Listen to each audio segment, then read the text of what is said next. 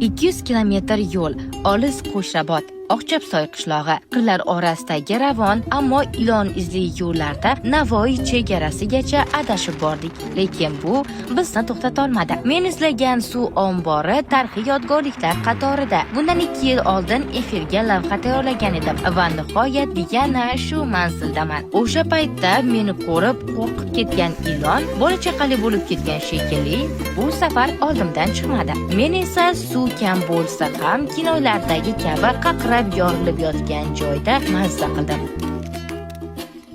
Ayni paytda men suv omborining eng tubidaman.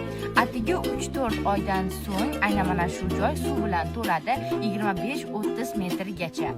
Va bu manzil Samarqand viloyatining olis Qo'shrabot tumani Oqchapsoy qishlog'ida joylashgan.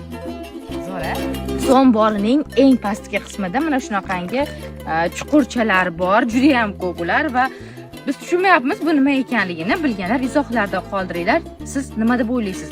Bular nimaning izi bo'lib qolgan? Samarqandning hali ochilmagan sirlari juda ko'p. So'lim go'shalar, tarixiy manzillar. Siz xohlaysizmi? Yana shunaqa joylarni ko'rsataman. Izohlarda yozib qoldiring.